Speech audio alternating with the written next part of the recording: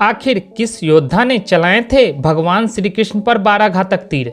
क्या हुआ जब महाभारत के युद्ध के बीच में भगवान श्री कृष्ण हो गए लहूलुहान? आज के इस वीडियो में हम आपको ये भी बताएंगे जब दुर्योधन घायल हालात में युद्ध के मैदान में पड़ा था तो मरने से पहले उसने श्री कृष्ण से क्या कहा था। दोस्तों, वीडियो शुरू करने से पहले आपने अगर मेरे चैनल को अभी तक सब्सक्राइब नहीं किया है तो जल्दी से कर लीजिए और बेल आइकन को प्रेस करना मत भूलिएगा और जल्दी से कमेंट में जय श्री कृष्णा जरूर लिखिए। और शुरू करते हैं अपना वीडियो। कहा जाता है महाभारत के युद्ध में भगवान श्री कृष्ण ने अर्जुन और दुर्योधन को 2 विकल्प दिए थे। एक की भगवान श्री कृष्ण जो कि निहत्थे होंगे उनको चुने, या फिर भगवान श्री कृष्ण की नारायणी सेना को चुने जो कभी नहीं हारी थी। दुर्योधन ने नारायणी सेना को चुना और अर्जुन ने स्वयं भगवान श्री कृष्ण को। अब सवाल ये उठता है कि भगवान श्री कृष्ण तो निहत्थे लड़ने वाले थे, फिर आखिर वो कौन योद्धा था जिसने स्वयं भगवान श्री कृष्ण पर 12 तीर चलाए थे, यानी कि 12 घातक बाण छोड़े थे? तो आपको बता दें कि वो कोई और नहीं स्वयं सूर्यपुत्र कर्ण थे। तो अब चलिए जानते हैं आखिर उस समय क्या हुआ था जो कर्ण को 12 तीर भगवान श्री कृष्ण पर छोड़ने पड़े। ये बात है युद्ध के 70वें दिन की, जब कर्ण और अर्जुन आमने सामने थे। उनके बीच भयंकर युद्ध हो रहा था। दोनों योद्धा एक दूसरे पर कई सारी असीम शक्तियों का प्रयोग कर रहे थे, कई सारे घातक बाण चला रहे थे। कर्ण की रणनीति ये थी कि अर्जुन को खत्म करना है और अर्जुन चाहते थे कि कर्ण का खात्मा कर दे, क्योंकि दोनों में बचपन से ही प्रतिस्पर्धा थी। दोनों ही एक दूसरे को सर्वश्रेष्ठ धनुधारी मानते थे। फिर वो समय भी नजदीक आ गया जब कर्ण ने अर्जुन को हराने के लिए सर्प बाण चलाने का निर्णय किया। इस बाण को कर्ण ने कई वर्षों से अर्जुन पर प्रहार करने के लिए रखा था। वास्तव में ये बाण पाताल लोक के अश्वसेन नाम के नाग का था, जो अर्जुन का परम शत्रु था। और उसकी शत्रुता का मुख्य कारण ये था कि खांडव वन में अर्जुन ने उसके पूरे घर को उजाड़ दिया था और जो सर्प वहां रह रहे थे उन्हें वहां से भगा दिया था। अश्वसेन तभी से अर्जुन को मारने के लिए उनकी तलाश में था। कई सारे धार्मिक सीरियल में या महाभारत सीरियल में आपने देखा होगा कि तक्षक नाग अर्जुन को मारना चाहता था। महाभारत के विवरण विभिन्न ग्रंथों में अलग अलग नाम से दर्शाया गया है। अश्वसेन कहता है तो कोई तक्षक नाग कहता है। मुख्य युद्ध के तौर पे अश्वसेन ने पहले ही कर्ण के बाणों को चुन लिया था, क्योंकि वो जानते थे कि सिर्फ कर्ण ही अर्जुन को मार सकते हैं। कर्ण ने अर्जुन पर तीर चलाया। अर्जुन बाण का रूप धारण कर तक्षक नाग के रूप को पहचान नहीं पाए, जबकि अर्जुन का रथ चला रहे उनके सारथी भगवान श्री कृष्ण ने अश्वसेन को तत्काल पहचान लिया और अर्जुन के प्राणों की रक्षा करने के लिए भगवान श्री कृष्ण ने अपने पैरों से रथ को भूमि में दबा दिया। रथ का पहिया जमीन में धंस गया, घोड़े बैठ गए और अर्जुन के गले की बजाय तीर उसके मस्तक यानी कि उसके मुकुट में छिटक कर धरती पर जा गिरा। इस तरह भगवान श्री कृष्ण ने अर्जुन को बचा लिया। अर्जुन और श्री कृष्ण रथ का पहिया निकालने के लिए उतरे तो मौका देखकर कर्ण ने अर्जुन पर वार करना शुरू कर दिया। तब अर्जुन की ढाल और कोई नहीं बल्कि स्वयं भगवान श्री कृष्ण बने। उसी मौके पर 12 तीर यानी कि 12 घातक बाण जाकर श्री कृष्ण के शरीर में धंस गए। पूरी सृष्टि के रचयिता भगवान विष्णु के अवतार स्वयं भगवान श्री कृष्ण ने उन बाणों के घाव को सह लिया।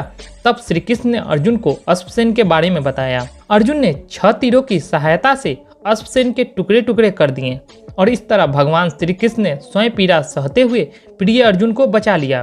तो वो कर्ण ही था जिसके 12 तीरों से भगवान श्री कृष्ण लहूलुहान हो गए। वैसे दोस्तों, आपने कभी सोचा है कि इतने बलवान होने के बाद भी कौरव योद्धा क्यों हार गए? अगर दुर्योधन सिर्फ 3 गलतियां नहीं करता तो महाभारत के युद्ध का परिणाम आज कुछ और ही होता। आखिर कौन कौन सी वो 3 गलतियां थी जो पूरे कौरव वंश पर भारी पड़ गई? इधर उधर की बात न करते हुए सीधा मुद्दे पर आए तो आखिरी युद्ध भीम और दुर्योधन का था।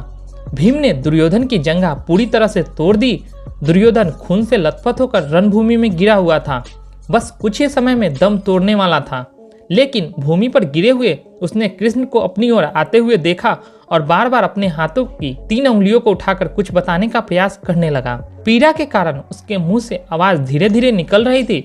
ऐसे में श्री कृष्ण उसके पास गए और कहने लगे कि क्या तुम कुछ कहना चाहते हो? तब दुर्योधन ने कहा कि उसने महाभारत के युद्ध के दौरान 3 गलतियां की हैं। उन्हीं गलतियों के कारण वो युद्ध नहीं जीत सका और उसका ये हाल हुआ। अगर वो पहले ही अपनी इन 3 गलतियों को पहचान लेता तो आज जीत कौरवों की होती और महाभारत के युद्ध का एक अलग ही निष्कर्ष निकलता। श्री कृष्ण ने सहजता से उसके 3 गलतियों के बारे में पूछा तो उसने बताया कि पहली गलती उसने ये बताई कि उसने नारायण के स्थान पर नारायणी सेना को चुना।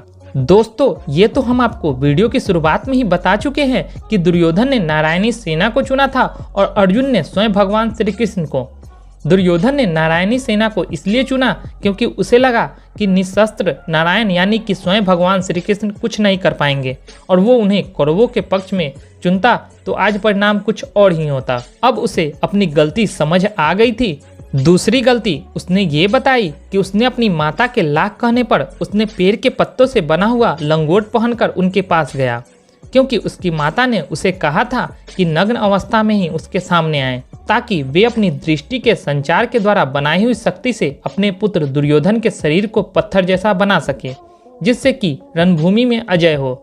लेकिन यहाँ पर भी श्री कृष्ण की लीला थी, जिसके द्वारा लज्जित होकर दुर्योधन पत्ते लपेटकर माता के सामने गया, जिसकी वजह से उसकी जंघा और मुख्य अंग शक्तिहीन हो गए, जिसकी वजह से दुर्योधन परास्त हुआ था। तीसरी और अंतिम गलती उसने ये की थी कि उसने युद्ध के आखिर में जाने की गलती की थी। अगर वो पहले ही युद्ध में जाता तो कई बातें समझ सकता था और शायद उसके भाइयों और मित्रों की जान बच जाती। उसे ये पहले ही पता चल जाता कि युद्ध में शुरू से अंत तक अश्वत्थामा को ही सेनापति बनाना था, लेकिन उसने ऐसा नहीं किया।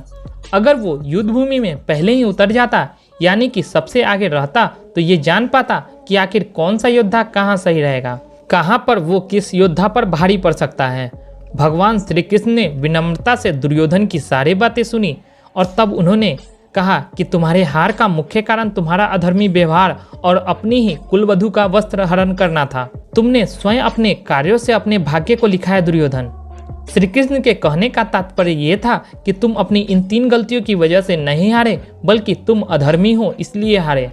अपनी ही कुलवधू के वस्त्र हरण करवा रहे थे, पांडवों को नीचा दिखा रहे थे, सिर्फ और सिर्फ तुम्हारा अहंकार ले डूबा है। दोस्तों, धरती पर जब भी अधर्म और अत्याचार बढ़ा है तो भगवान ने किसी न किसी रूप में अवतार लिया है। अभी तक भगवान ने 9 अवतार लिए हैं। माना जाता है कि कलयुग के अंत में भगवान 10वां अवतार लेंगे। भगवान श्री कृष्ण को विष्णु का 8वां अवतार माना जाता है। विष्णु पुराण में भगवान के 10 मुख्य अवतार बताए गए हैं। वो 10वां अवतार कल्कि अवतार होगा, जब भगवान स्वयं धरती पर विराजमान होंगे, लेकिन हम स्वयं भगवान को पहचान नहीं पाएंगे और कलयुग के साथ मिलकर हम भी भगवान से लड़ेंगे। वीडियो पसंद आई हो तो वीडियो को एक लाइक जरूर करें। साथ ही चैनल पे फर्स्ट टाइम विजिट किए हैं तो चैनल को सब्सक्राइब कर बेल आइकन प्रेस कर दे ताकि नई नई वीडियो की अपडेट्स आपको मिलती रहे। तो मिलते हैं फ्रेंड्स एक नई वीडियो के साथ, तब तक के लिए धन्यवाद।